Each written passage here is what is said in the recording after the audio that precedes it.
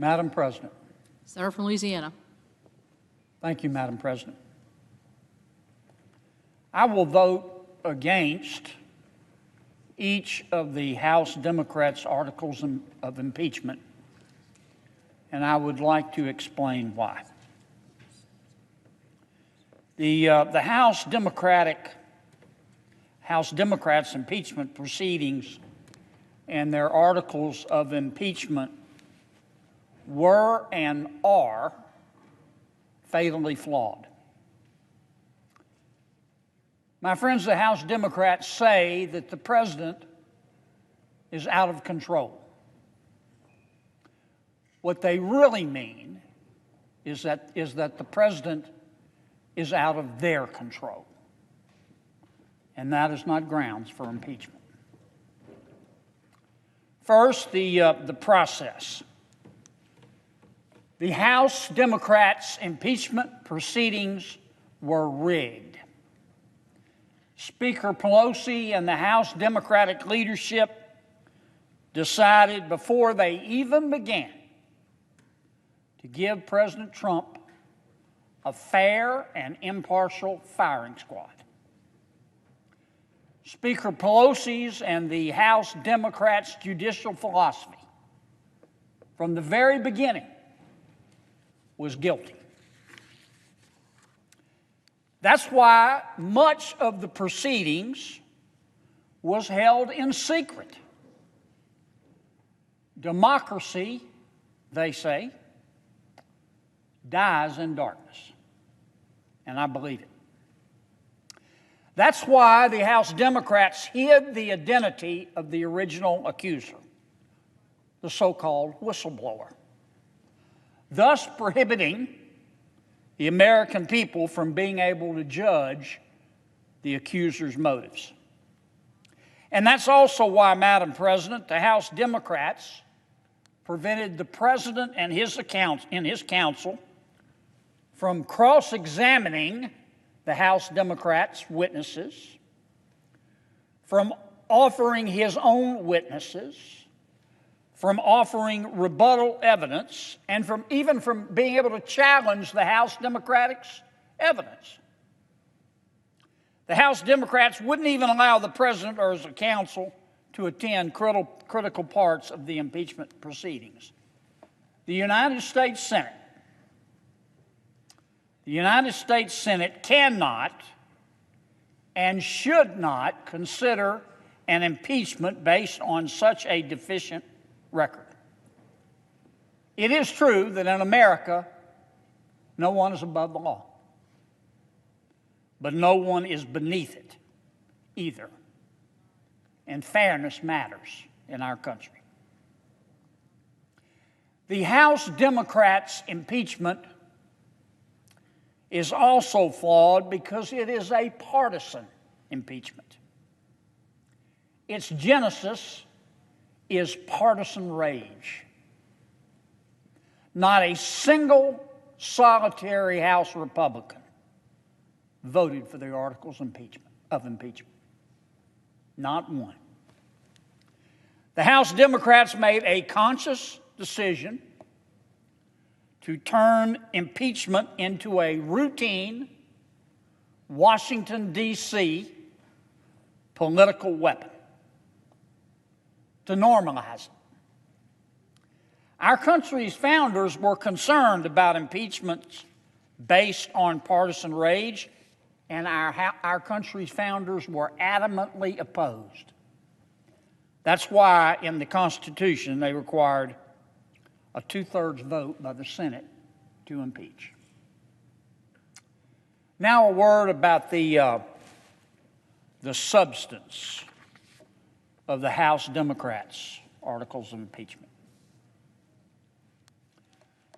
The House Democrats accused the president of obstruction of justice. Why?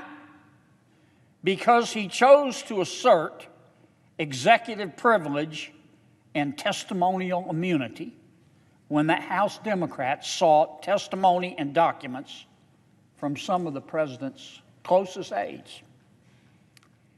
Anyone who knows a law book from a J. Crew catalog does not take this charge seriously. Executive privilege and testimonial immunity are well-established, constitutionally based presidential and executive branch privileges that every president at one time or another has asserted. The proper course by the House Democrats in the face of the assertion of these privileges was to seek judicial review. Go see a judge to seek judicial review from our third branch of government, which then would have balanced the policies underlining the privileges against the public interest of overriding the privileges.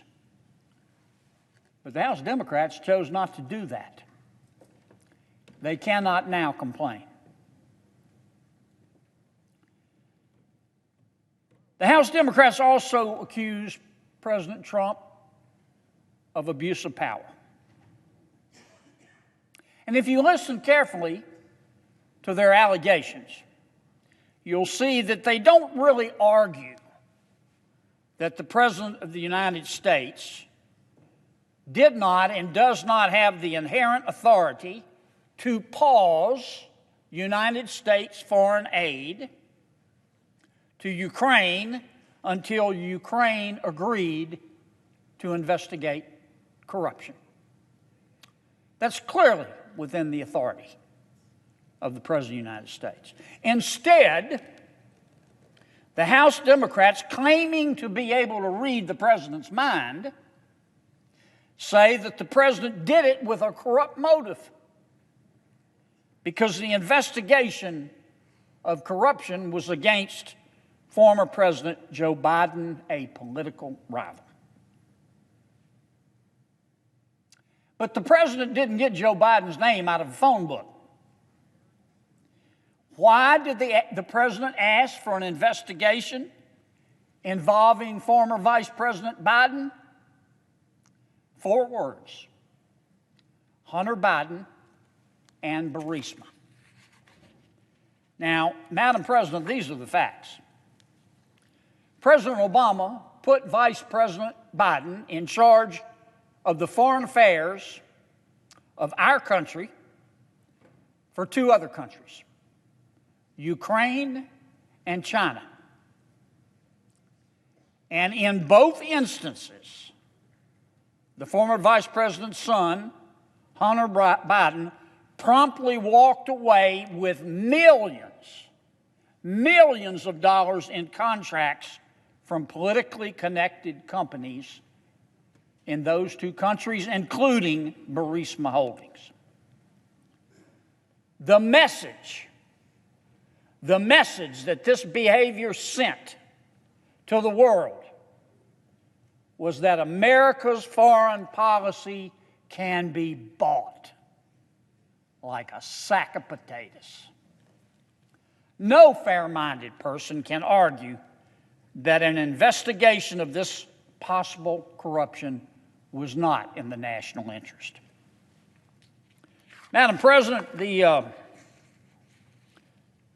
House Democrats' impeachment proceedings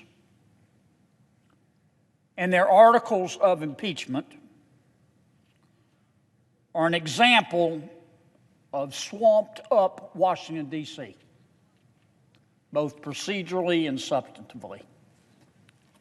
On the basis of partisan rage coursing through their veins, the House Democrats seek to annul the 134 million Americans who voted in the 2016 presidential election,